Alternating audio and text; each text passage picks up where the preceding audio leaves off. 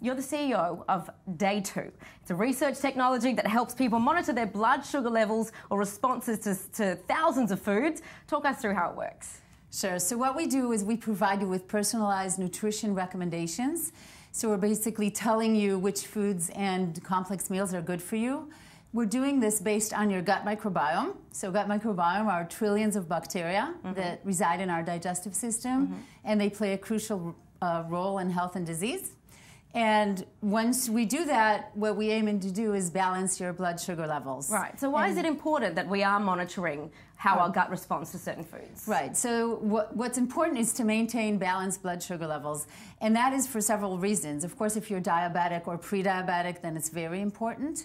But also healthy people, because it is an independent risk factor for disease, and it also helps you lose weight. Sure, but losing weight's just one part of it, I suppose. Losing weight is not the main part. You're saving lives through this technology. Yes, the balancing blood sugar levels is really important for pre-diabetics and diabetics as well. Certainly. And the link to the gut microbiome is because that is the way we really understand what your body needs and how your response is going to be through our prediction engine.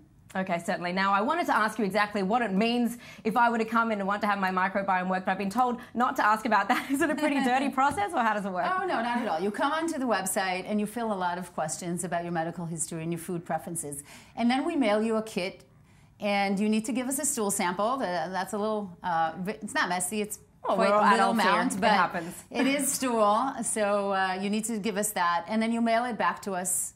And we sequence it using advanced technologies in our lab, and then we know exactly which bacteria you have in your gut and tailor your foods accordingly. So I suppose what we're learning from this is that while I might think that I'm eating healthily, actually what might be healthy for you is not actually healthy for me. Exactly. So a lot of people have found that things that were perceived to be healthy, yogurt and brown flakes in the morning, for example, could spike up your blood sugar levels, while switching that into yogurt with granola of a certain type can really balance it, and vice versa. So you're thinking that maybe ice cream would spike your blood sugar levels, but actually it doesn't compared to other things.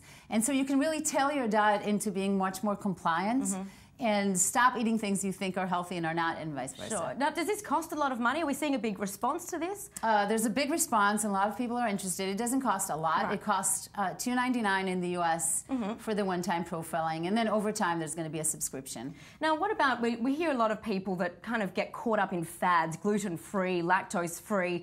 Does this kind of give us further information as to whether we're doing the right thing when we're making these choices? Yes, this is we're based on technology that was researched by the Weizmann Institute. So this is very scientific based compared to many other recommendations on food. This is a true 5-year research clinical trial that was done on 1,000 people, connecting them to continuous glucose monitors and monitoring their gut microbiome and kind of linking all that together through a machine learning algorithm. So for the first time, there is really scientifically based information on what's healthy for us and what's not. Certainly. Just really quickly, list them off some big surprises that people are finding when they're doing this test? So I can tell you for myself, I found that my vegetable salad was the #1 spiking food because it didn't include enough fat. Some people, adding fat into the food actually helps them reduce the glycemic index. For some people, that's not the case. Apple was one of the things that I had to switch off. Actually, mangoes are much better for me, which was really surprising. Really interesting. And I also got to drink beer, which was great. Everybody likes a glass of beer at the end of the day. Lihi Segal from Day Two, thank you so much for being with us.